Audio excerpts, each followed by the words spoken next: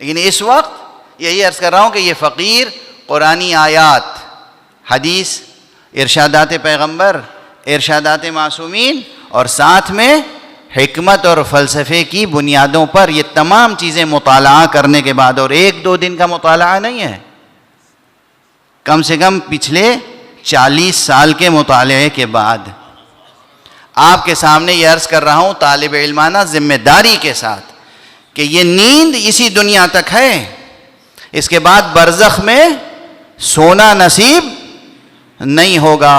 اس عالم کے شؤون میں نیند نہیں ہے، بیداری ہی بیداری ہے۔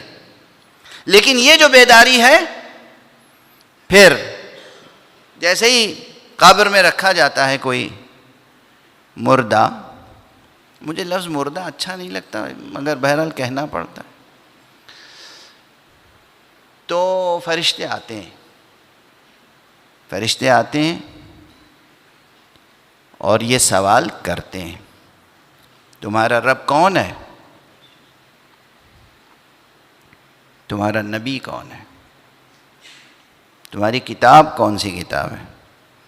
تمہارا امام کون ہے؟ رہبر کون ہے؟ اگر جواب مل گیا صحیح تو ایک روایت میں کیا ہے ذرا یہ بھی سن لیجئے۔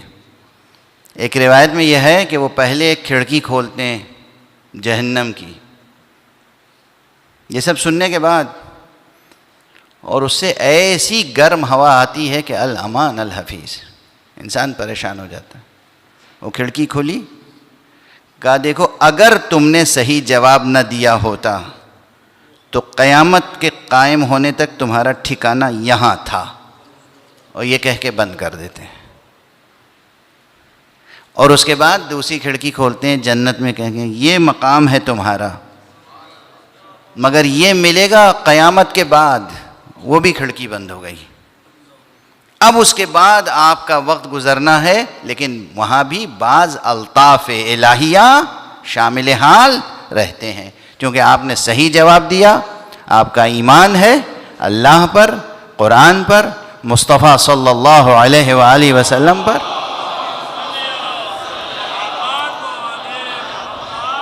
اماموں کی امامت پر، جو برحق امام ہے۔ تو وہاں سے آپ کے اختیارات کچھ اور رہتے ہیں۔ کیا اختیارات ہیں؟ قید والی زندگی نہیں ہے۔ اگر واقعاً انسان مومن ہے تو بڑی سہولتیں ہیں، وہ جنت میں پہنچنے سے پہلے بھی بڑی سہولتیں ہیں، مایوس نہ ہوئیے گا۔ یہاں تک ہے کہ برزخی زندگی میں ایک مومن دوسرے مومن سے ملاقاتیں بھی کرتے ہیں۔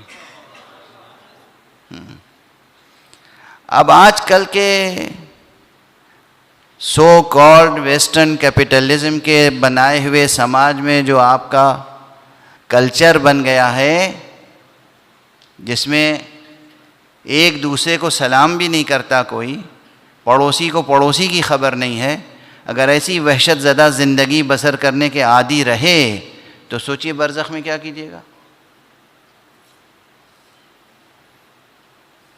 برزخ میں تو ایک مومن کو دوسرے مومن سے ملنے کی اجازت ہوگی، تو بھئی یہ کلچر، یہ تہذیب ابھی سے باقی رکھیے۔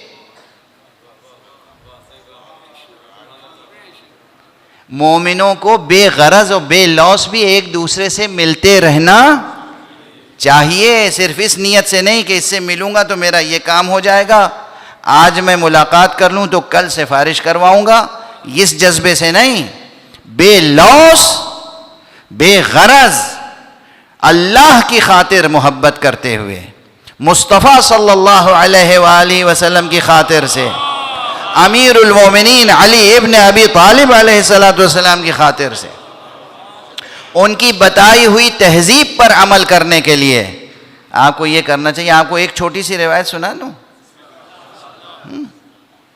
وہ روایت یہ ہے، ذرا دیکھیے گا اللہ کیسا کریم ہے، کیسا کریم ہے، خدا کی قسم، اللہ اکبر۔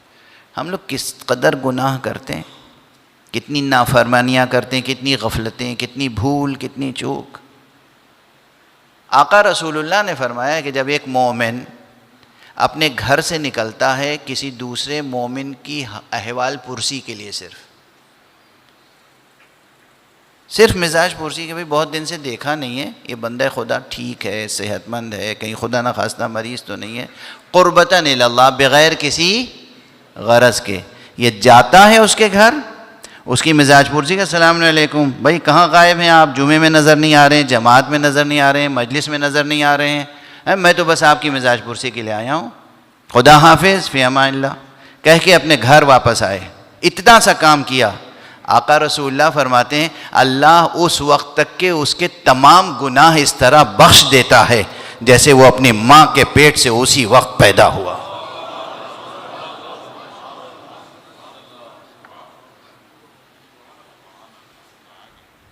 یاد رہے گی یہ حدیث؟ ایک دوسرے سے محبت کریں گے، ملیں گے، ملاقاتوں کا سلسلہ رہے گا۔ اب تو یہ ہو گیا ہے کہ صاحب کسی سے جھک کے ملیے تو گھبرانے لگتا ہے کہ یہ مل کیوں رہا ہے ہم سے، یہ دور آ چکا ہے، ٹھیک ہے نا؟ بڑے شہروں کا کلچر، بڑے لوگوں کا کلچر، لیکن میں نے آپ کو حدیث رسول اللہ کی سنا دی۔ ایک صلوات پڑھ دیجیے آپ حضرت محمد